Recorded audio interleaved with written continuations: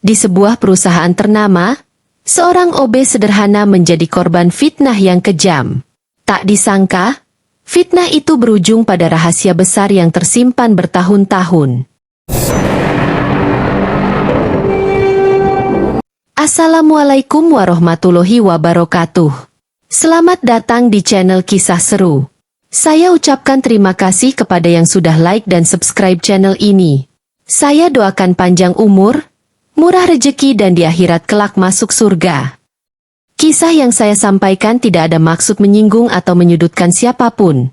Jika ada kesamaan nama, tempat dan lainnya, itu hanya bersifat kebetulan semata. Kisah tentang kesabaran, keteguhan hati, dan rahasia yang tersembunyi di balik waktu. Seorang OB yang sederhana, seorang CEO yang kaya raya, serta karyawan penuh ambisi, beradu nasib dalam cerita yang penuh intrik dan kejutan. Mari kita simak bersama. Andi berdiri di depan kantor besar itu, wajahnya yang teduh dan sederhana terlihat lelah namun penuh ketulusan. Setiap pagi ia bangun lebih awal dari matahari, berangkat dengan sepeda tuanya, menembus embun pagi dan jalanan yang kerap sepi. Pekerjaan sebagai OB memang tidak mudah, apalagi di perusahaan sebesar Maju Jaya, tapi Andi selalu menjalaninya dengan senyum. Bagi Andi, mengelap meja, menyapu lantai, hingga mengangkat galon adalah tugas mulia. Setiap kali ada yang memanggil namanya, tak ada keluhan sedikit pun dari bibirnya. Ia selalu merespons dengan senyum ramah dan tatapan mata tulus. Hatinya yang sederhana justru membuatnya banyak disukai. Namun, di balik wajah ramah dan tutur lembut itu, tersimpan luka batin yang tak pernah ia ceritakan kepada siapapun. Sebatang kara, tanpa keluarga, tanpa teman dekat, Andi hanya mengenal sepi sejak kecil. Hidupnya adalah perjalanan panjang penuh kesendirian. Perusahaan Maju Jaya berdiri megah. Sebuah gedung bertingkat tinggi yang menjadi simbol kesuksesan dan kemewahan. Setiap karyawan yang bekerja di sana punya mimpi besar, ambisi kuat, dan mental baja. Bagi mereka, Maju Jaya adalah jalan menuju kesuksesan. Namun, di balik kaca-kaca gedung yang memantulkan sinar matahari itu, ada perbedaan mencolok antara si kaya dan si sederhana, antara karyawan elit dan Andi, si OB yang pekerjaannya sering dianggap rendah. Andi menyadari posisinya di sana. Dia tahu bahwa impian dan ambisinya tak sebanding dengan karyawan lain.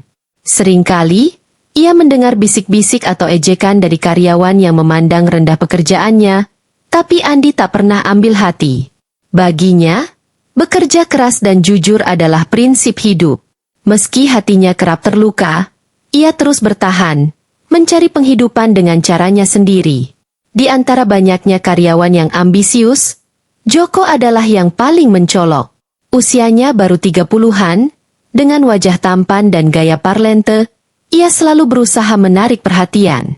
Joko bukan hanya cerdas, tapi juga licik. Ia dikenal sebagai karyawan yang pandai bergaul dengan atasan, selalu menonjolkan diri, dan siap melakukan apapun demi karirnya. Di luar itu, Joko sering memandang rendah orang-orang di bawahnya, termasuk Andi. Bagi Joko, Andi adalah bayangan suram di tengah gedung mewah ini, seseorang yang layak dipandang sebelah mata. Ia bahkan heran mengapa seorang OB seperti Andi bisa begitu dihargai oleh beberapa atasan. Ada rasa iri yang diam-diam muncul di dalam hatinya, meskipun ia sendiri tak tahu mengapa. Perasaan itu perlahan-lahan tumbuh menjadi kebencian. Ia tak tahan melihat wajah Andi yang selalu tersenyum walaupun diperlakukan rendah. Dalam benak Joko, Andi seharusnya sadar diri bahwa ia hanya seorang pembersih kantor. Pagi itu suasana kantor mendadak gaduh. Seorang karyawan mengaku kehilangan uang dan barang berharganya. Karyawan tersebut panik, sementara seluruh kantor ikut kebingungan. Setelah pengecekan singkat, lokasi terakhir barang itu terlihat di pantry, tempat Andi biasa bekerja. Seperti api yang menyulut amarah, Joko melihat kesempatan untuk menjatuhkan Andi. Dalam hati ia merencanakan sesuatu, sebuah rencana licik yang diharapkan akan mengusir Andi dari kantor ini. Dengan sikap santai, ia mulai menyebarkan desas-desus, mengatakan pada beberapa rekan bahwa Andi terlihat mencurigakan. Mungkin dia yang mengambilnya, ucap Joko pelan-pelan dengan nada meyakinkan. Desas-desus itu dengan cepat menyebar bak angin, dan tanpa bukti yang jelas, sebagian karyawan mulai percaya. Mereka mulai berbisik-bisik, melirik Andi dengan tatapan dingin, seolah-olah ia adalah seorang pencuri. Isu tersebut membuat Andi semakin tertekan. Setiap kali ia lewat di depan karyawan lain, mereka memalingkan wajah. Beberapa dari mereka berhenti menyapa atau mengajaknya berbicara, sementara tatapan sinis mereka menusuk hatinya. Andi merasa seperti sedang ditelanjangi di tengah keramaian, tanpa bisa membela diri. Ia ingin berbicara, ingin mengatakan bahwa ia bukan pelakunya, tetapi lidahnya keluh. Hanya isakan kecil yang terdengar saat malam tiba, ketika Andi sendirian di kamar sempitnya, di sudut kota yang jauh dari gemerlapnya. Ia menangis dalam diam, bertanya pada Tuhan, mengapa dirinya yang selalu berusaha jujur harus menerima semua ini? Jantungnya terasa berat, terluka oleh tuduhan dan fitnah yang tak pernah ia bayangkan. Andi, yang selama ini menjalani hidup dengan tulus dan tanpa pamrih, kini harus menghadapi kenyataan pahit yang seolah tak memberinya jalan keluar. Dalam diam, Joko mematangkan rencananya untuk membuat Andi semakin tersudut. Hari itu, saat semua karyawan sibuk bekerja, Joko menyelinap ke ruang penyimpanan alat kebersihan di ujung lorong, tempat Andi biasa menyimpan perlengkapan kerjanya. Tanpa suara, ia menyembunyikan beberapa barang berharga yang baru-baru ini hilang dari meja salah satu karyawan di sudut lemari. Sekarang semua akan tahu siapa pencurinya, gumam Joko dengan senyum dingin. Esoknya, ia mengajukan penemuan ini kepada manajemen kantor. Seolah menjadi pahlawan, Joko dengan penuh percaya diri mengklaim bahwa ia menemukan bukti kuat di tempat penyimpanan Andi. Wajahnya penuh kemenangan saat manajemen memutuskan untuk segera memanggil Andi guna diinterogasi. Sementara Andi, yang tak tahu apa-apa, hanya bisa berdiri terdiam, kaku dengan keringat dingin mengalir di dahinya. Dadanya berdegup kencang saat semua mata mengarah padanya dengan tatapan curiga dan dingin, seakan-akan ia benar-benar seorang pencuri. Panggilan dari manajemen itu adalah pukulan keras bagi Andi. Ia berjalan menuju ruang pertemuan dengan langkah berat, hatinya bagaikan disayat-sayat oleh tatapan sinis dan bisikan yang ia dengar di sepanjang lorong. Sesampainya di sana, Andi dihadapkan pada bukti-bukti yang telah disusun rapi untuk menuduhnya. Kepala manajer mengangkat salah satu barang yang ditemukan di ruang penyimpanan, menatap Andi tajam, dan tanpa ampun menanyakan, "Apakah ini ulahmu, Andi?" Suara manajer yang keras dan penuh tuduhan membuat nyali Andi menciut. Dengan suara gemetar dan air mata yang mulai menetes, Andi mencoba menjelaskan bahwa ia tak bersalah, bahwa ia tidak tahu mengapa barang-barang itu bisa ada di sana. Tapi, tak satu pun yang mendengarkan. Setiap penjelasannya dianggap sebagai alibi yang tak berdasar. Di balik kaca ruangan, beberapa karyawan yang menyaksikan hanya tertawa kecil, menganggap ini sebagai hiburan. Di satu sisi, Joko menonton dengan senyum puas, menikmati penderitaan yang dialami Andi. Setelah pertemuan itu, Andi merasa hatinya remuk redam.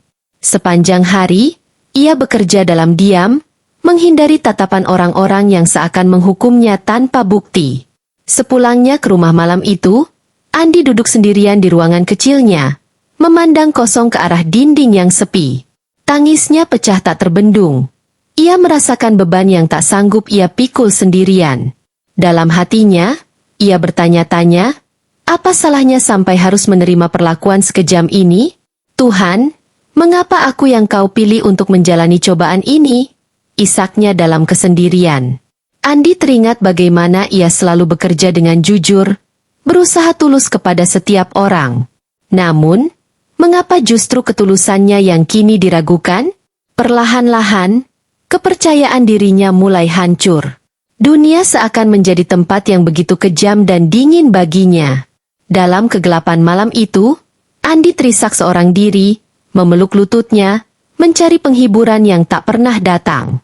Di tengah kepedihan dan keterpurukan yang dialami Andi, takdir seakan menyiapkan kejutan lain. Hari itu, Seluruh kantor dikejutkan oleh kedatangan mendadak sang CEO, Bapak Hendra. Tidak ada yang tahu pasti alasan kedatangannya.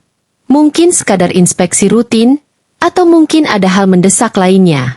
Seluruh karyawan bergegas mempersiapkan diri, berusaha tampil profesional di hadapan sang pemimpin. Di tengah kegaduhan dan suasana tegang itu, Andi hanya bisa berdiri terpaku. Hatinya kalut. Ia merasa kecil di hadapan sosok besar yang ia hormati. Saat CEO Hendra turun dari mobil mewahnya, ia menyapa semua karyawan dengan ramah. Namun, ada sesuatu yang membuat Hendra berhenti sejenak ketika tatapannya jatuh pada sosok Andi yang berdiri di sudut, dengan wajah muram dan penuh kesedihan. Tatapan mata Hendra seketika berubah. Ia merasa ada sesuatu yang aneh, perasaan yang tak bisa dijelaskan. Seolah-olah ada ikatan tak kasat mata antara dirinya dan pemuda itu. Hendra tak bisa mengabaikan dorongan hatinya untuk mendekati Andi. Dengan langkah tenang, ia menghampiri pemuda itu dan menyapanya. "Kamu kenapa, Nah?" Terlihat murung sekali. Andi terkejut mendengar panggilan itu. Ia tak menyangka seorang CEO akan menyapanya dengan panggilan yang begitu hangat. Dengan suara pelan dan sedikit gemetar, Andi hanya menjawab singkat. "Tidak apa-apa, Pak. Terima kasih sudah peduli." Namun, Hendra merasa ada sesuatu yang lebih dari sekadar jawaban singkat itu. Hatinya tersentuh melihat raut wajah Andi yang penuh kesedihan dan luka batin. Rasa penasaran yang begitu kuat muncul di benaknya. Sebuah dorongan untuk mengetahui lebih jauh siapa pemuda ini dan apa yang sebenarnya terjadi. Tanpa diketahui oleh siapapun, perasaan hangat muncul di hati Hendra. Seakan-akan ia bertemu dengan seseorang yang penting dari masa lalunya, meski ia sendiri tak tahu alasannya. Namun, saat Hendra mencoba bertanya lebih lanjut, Andi hanya tersenyum kecil, menahan air mata yang hampir tumpah, seakan-akan ia terbiasa menanggung luka tanpa ada seorang pun yang peduli. Sikap ramah Hendra tak berhasil membuat Andi membuka diri. Namun, CEO itu tak menyerah begitu saja.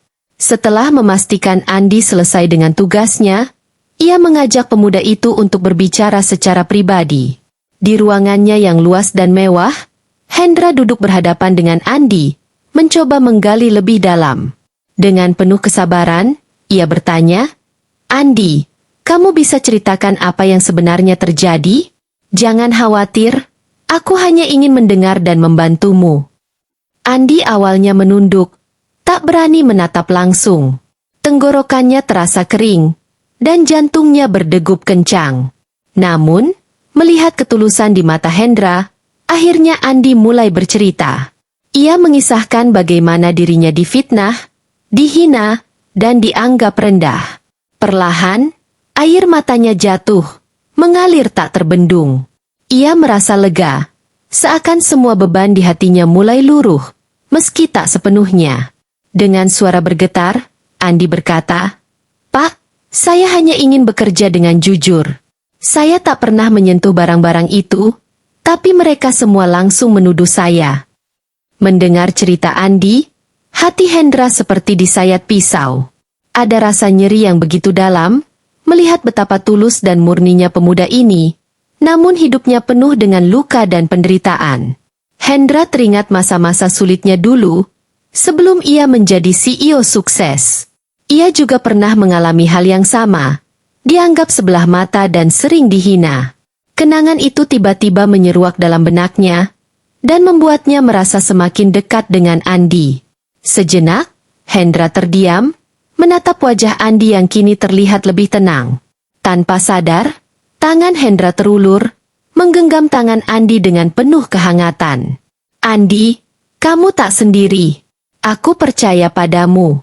Apapun yang terjadi, aku akan membantumu menemukan kebenarannya," ucap Hendra, suaranya penuh ketegasan. Andi tertegun, tak menyangka CEO sebesar Hendra akan mempercayainya. Untuk pertama kalinya, Andi merasa ada harapan, secercah cahaya yang menerangi kegelapan hidupnya. Saat Hendra menggenggam tangan Andi, ia merasakan sesuatu yang tak biasa. Di pergelangan tangan pemuda itu, ada tanda lahir yang menyerupai bentuk bulan sabit kecil, sesuatu yang seketika menarik perhatian Hendra. Pandangan Hendra tertuju pada tanda itu dengan tatapan yang dalam dan penuh tanya. Ingatannya berlari pada masa lalu, ketika anaknya yang masih bayi hilang dalam sebuah kecelakaan yang tak terlupakan. Anak itu memiliki tanda lahir yang sama di tangan kirinya. Hati Hendra tiba-tiba bergetar. Perasaannya campur aduk antara harapan dan ketakutan. Ia mencoba menenangkan diri, berusaha tidak langsung percaya pada apa yang ia lihat. Tetapi kehadiran tanda lahir itu terasa terlalu nyata untuk diabaikan. Hendra menatap wajah Andi dengan pandangan yang lebih dalam, mencoba menemukan kemiripan dengan bayangan anaknya. Tubuhnya gemetar halus, sementara hatinya dipenuhi kecemasan yang belum pernah ia rasakan sebelumnya. Hendra mencoba mencari kepastian tentang masa lalu Andi, berusaha menyingkap tabir yang selama ini mungkin tersembunyi. Ia mengajukan beberapa pertanyaan tentang latar belakang Andi, namun dengan hati-hati agar Andi tidak merasa terganggu. Andi, bolehkah aku tahu sedikit tentang keluargamu? Apakah kamu memiliki orang tua atau keluarga lain? Andi terdiam, menatap lantai dengan tatapan hampa. Dengan suara pelan, ia bercerita, "Pak, saya tidak punya siapa-siapa. Sejak kecil saya sudah hidup sendiri. Berpindah-pindah panti asuhan. Saya bahkan tidak tahu siapa orang tua saya, atau mengapa mereka meninggalkan saya." Mendengar penuturan itu, hati Hendra terasa makin perih. Ia memandang Andi dengan perasaan penuh iba sekaligus kehangatan yang tak bisa ia jelaskan. Air mata Hendra hampir tak terbendung. Namun ia menahannya, tak ingin membuat Andi curiga atau merasa terbebani. Dalam hatinya, Hendra merasa seolah sedang berbicara dengan anaknya sendiri yang telah lama hilang. Tak sanggup menahan dorongan hatinya, Hendra memutuskan untuk melakukan tes DNA demi mencari tahu kebenaran. Dengan alasan medis, ia meminta Andi menjalani tes kesehatan sederhana, tanpa memberitahu maksud sebenarnya. Beberapa hari kemudian, hasil tes itu keluar, dan yang tertulis di sana mengguncang seluruh jiwa Hendra. Hasilnya positif. Andi adalah anaknya yang telah hilang selama bertahun-tahun. Saat membaca hasil tersebut, Hendra tak bisa lagi membendung air matanya. Semua perasaan yang selama ini ia pendam meledak. Rasa rindu, haru, dan kebahagiaan bercampur menjadi satu. Dengan gemetar, ia menatap foto Andi, teringat masa-masa ketika ia kehilangan anaknya dalam tragedi itu.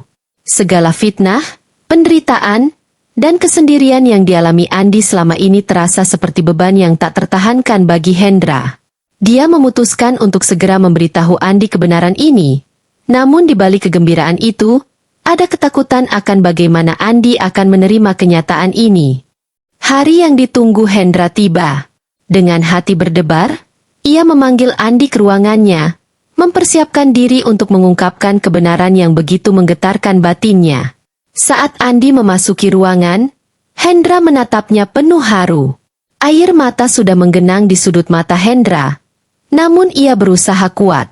Perlahan, ia mulai berbicara, "Andi, ada sesuatu yang perlu kamu ketahui. Ini tentang siapa dirimu sebenarnya." Andi terdiam, merasa bingung dengan tatapan penuh emosi dari sosok CEO yang selama ini ia hormati. Dengan suara yang mulai bergetar, Hendra melanjutkan, "Andi, kamu adalah anakku yang selama ini aku cari. Kamu adalah anakku yang hilang sejak kecil." Saat kata-kata itu keluar dari mulut Hendra, Andi terpaku. Dunia seakan berhenti. Ia hanya bisa menatap Hendra dengan mata terbelalak, mencoba mencerna apa yang baru saja ia dengar. Detik itu juga, air mata Andi jatuh tanpa henti. Rasa tidak percaya, haru, dan campuran emosi yang tak terlukiskan memenuhi hatinya. Setelah keheningan yang begitu panjang, Andi akhirnya berbicara dengan suara yang lirih dan terisak. "Pak, maksud Bapak, saya, anak Bapak." Andi hampir tak mampu menyelesaikan kalimatnya. Hendra mengangguk pelan, lalu membuka kedua lengannya, mengisyaratkan Andi untuk mendekat. Detik itu juga, Andi terjatuh ke pelukan Hendra, dan keduanya menangis dalam kebisuan yang penuh makna. Hendra memeluk Andi erat, seolah tak ingin melepaskannya lagi. Tangan mereka saling menggenggam, merasakan kehangatan yang selama ini terpisah oleh waktu dan takdir. Dalam tangisan itu, terungkaplah semua perasaan yang selama ini mereka pendam, kerinduan, kesepian, dan kehilangan. Andi terisak di bahu Hendra, merasakan cinta seorang ayah yang selama ini ia dambakan. Sementara Hendra, dengan air mata yang terus mengalir, merasa semua kesakitan dan kehampaan yang pernah ia alami perlahan sirna. Ruang kantor yang biasanya terasa dingin, kini menjadi saksi sebuah pertemuan yang dipenuhi kehangatan dan cinta kasih yang tulus. Di tengah pelukan itu, Hendra melepaskan genggamannya sedikit, memandang wajah Andi yang penuh air mata. Dengan suara yang penuh penyesalan, ia berkata, "Andi, maafkan ayah. Maafkan ayah yang selama ini tak bisa menemanimu, yang membuatmu harus melalui semua penderitaan ini sendirian." Hendra merasa terpukul saat membayangkan masa kecil Andi yang begitu berat. Ia membayangkan anaknya berpindah-pindah panti asuhan, bertahan hidup tanpa keluarga, dan harus menerima hinaan dan fitnah di tempat kerjanya. Andi hanya menggelengkan kepala, menatap Hendra dengan tatapan yang tulus. "Ayah, tidak perlu minta maaf. Ini bukan salah ayah. Aku sudah memaafkan semuanya." Suara Andi penuh kelembutan dan ketulusan, seolah luka-luka yang pernah ia alami perlahan sembuh dengan kehadiran sang ayah. Bagi Andi, menemukan ayahnya adalah anugerah terbesar yang tak pernah ia bayangkan sebelumnya. Rasa sakit dan kesedihan yang pernah ia rasakan kini telah berubah menjadi kebahagiaan yang tak ternilai. Menyadari ketulusan dan kesederhanaan Andi, Hendra merasa semakin yakin bahwa anaknya adalah pribadi yang luar biasa. Ia pun mengambil keputusan untuk memulihkan nama baik Andi di hadapan seluruh karyawan. Dengan hati-hati, ia mengumpulkan semua bukti dan menyelidiki siapa pelaku sebenarnya di balik fitnah itu. Hendra meminta timnya untuk memeriksa rekaman CCTV dan mencari bukti-bukti lain yang dapat memperkuat kebenaran. Setelah beberapa hari, bukti-bukti menunjukkan bahwa Joko adalah dalang di balik semua fitnah tersebut. Hendra dengan tegas mengumumkan di hadapan seluruh karyawan bahwa Andi tidak bersalah, dan bahwa Jokolah yang selama ini berbuat licik untuk menjatuhkan Andi. Dengan penuh ketenangan, Hendra menyampaikan fakta-fakta itu, membuat Joko tak mampu lagi berkilah. Para karyawan terkejut dan merasa bersalah atas tuduhan yang mereka percayai selama ini. Dalam hati mereka, terbersit penyesalan karena telah menilai Andi tanpa bukti. Hari itu, Hendra mengumpulkan seluruh karyawan dan memperkenalkan Andi dengan cara yang berbeda. "Inilah Andi, putraku. Ia telah melalui begitu banyak kesulitan dalam hidupnya, namun tetap memilih untuk hidup jujur dan sederhana. Mari kita belajar dari ketulusannya." Suara Hendra bergetar, sementara Andi berdiri di sampingnya dengan mata yang penuh haru. Para karyawan menyambut Andi dengan tepuk tangan, bukan hanya sebagai OB, tetapi sebagai sosok yang penuh inspirasi. Mereka memandang Andi dengan rasa hormat, menyadari bahwa ketulusan dan kejujuran lebih berharga dari segalanya. Bagi Andi, hari itu adalah momen yang begitu berarti, bukan hanya karena ia mendapatkan kembali ayahnya, tetapi juga karena ia belajar bahwa kebaikan dan ketulusan tidak pernah sia-sia. Andi tersenyum, menyeka air mata yang masih tersisa. Hatinya kini damai, dan masa depan yang selama ini terasa kelam kini tampak penuh harapan.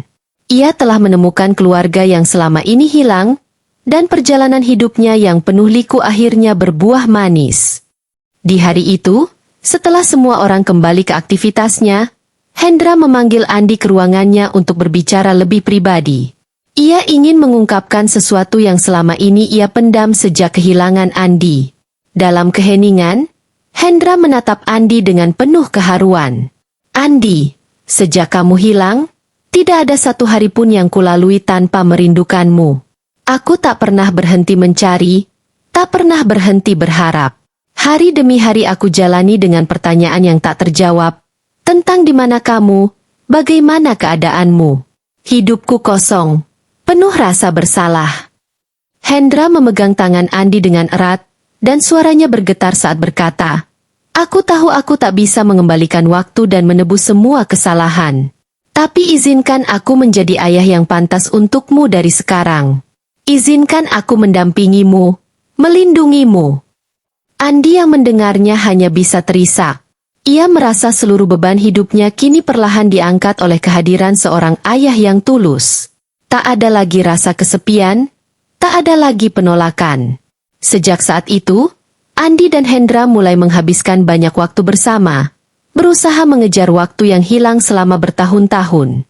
Hendra mengenalkan Andi ke keluarganya yang lain, memberikan tempat khusus untuk Andi di hati dan hidup mereka. Andi pun belajar menerima kasih sayang yang selama ini ia rindukan, namun ia masih merasa canggung, seolah-olah takut merusak keindahan yang baru ia temukan. Di setiap pertemuan mereka, Hendra selalu memastikan bahwa Andi merasakan cinta yang tak pernah ia terima sebelumnya. Mereka sering berbincang, bercanda, dan berbagi cerita masa lalu, hingga Andi perlahan merasa benar-benar diterima. Di dalam hatinya, Andi menyadari bahwa kebahagiaan sejati tidak bisa diukur dengan harta atau jabatan, melainkan oleh kehangatan cinta keluarga yang selama ini ia impikan. Meski luka masa lalunya masih membekas, Andi kini mampu melihat semua penderitaannya sebagai kekuatan. Setiap hinaan yang pernah ia terima, setiap rasa sakit yang ia lalui, justru membuatnya menjadi pribadi yang lebih tegar dan sabar. Hendra sangat kagum melihat ketulusan dan kekuatan hati Andi, dan dalam banyak kesempatan ia mengatakan, "Andi, kamu adalah inspirasi buat ayah. Aku tak tahu apa jadinya jika hidupku berakhir tanpa menemukanmu." Kalimat itu membuat Andi merasa berarti, membuatnya mengerti bahwa segala kesulitan yang ia lalui akhirnya berbuah manis. Bahkan di kantor, kini Andi dikenal sebagai sosok yang penuh inspirasi. Karyawan lain sering datang padanya untuk berbagi cerita atau meminta nasihat. Melihat Andi yang begitu sederhana namun bijak, banyak dari mereka yang merasa tersentuh dan mulai berubah dalam memperlakukan orang lain, terutama mereka yang bekerja di posisi bawah. Di tengah kebahagiaannya, Andi masih menyimpan rasa sedih terhadap fitnah yang ia alami. Ia belum sepenuhnya bisa melupakan Joko, yang telah menghancurkan harga dirinya dengan tuduhan palsu. Suatu hari, tak disangka-sangka, Joko datang padanya, meminta maaf dengan penuh penyesalan. Wajahnya yang dulu angkuh kini tampak lelah dan penuh rasa bersalah. Dengan suara lirih, Joko berkata, "Andi, aku benar-benar menyesal. Aku tak tahu mengapa dulu aku bisa begitu kejam padamu. Maafkan aku." Andi terdiam, memandang Joko dalam-dalam. Di dalam hatinya ada keinginan untuk marah. Namun ia teringat semua yang diajarkan ayahnya tentang kebaikan dan pengampunan. Setelah menghela napas panjang, Andi akhirnya tersenyum kecil dan menjabat tangan Joko. "Aku sudah memaafkanmu, Joko. Yang penting sekarang kita bisa memulai kembali dengan cara yang lebih baik." Di saat itu, Joko tersentak oleh ketulusan Andi, dan Andi merasakan kelegaan yang belum pernah ia rasakan sebelumnya. Hari-hari berikutnya Andi dan Hendra menjalani kehidupan yang penuh cinta dan kebahagiaan. Di kantor, Hendra menawarkan Andi posisi lebih baik. Namun Andi dengan rendah hati memilih tetap menjadi dirinya yang sederhana. Ia merasa sudah cukup bahagia dengan hidupnya yang kini penuh cinta dan kehangatan. Andi sadar bahwa yang ia butuhkan bukanlah harta atau status, melainkan rasa diterima dan dicintai. Hendra pun mendukung pilihan anaknya, bangga akan kerendahan hati dan prinsip hidup Andi. Kisah Andi menjadi inspirasi bagi banyak orang di kantor, mengingatkan mereka untuk selalu menghargai kebaikan dan ketulusan setiap orang, tanpa memandang rendah profesi atau status. Dengan hati yang kini damai, Andi melangkah ke masa depan yang penuh harapan, berjanji untuk selalu menjalani hidupnya dengan cinta dan ketulusan. Hendra, yang kini tak lagi merasa kehilangan, menyadari bahwa ia memiliki segalanya dalam diri Andi. Mereka telah menemukan satu sama lain, dan itu adalah hadiah terbesar dalam hidup mereka yang tak ternilai oleh apapun. Terima kasih telah mendengarkan kisah ini. Semoga bisa menginspirasi kita semua. Jangan lupa like, komen dan subscribe supaya tidak ketinggalan kisah seru berikutnya. Wassalamualaikum warahmatullahi wabarakatuh.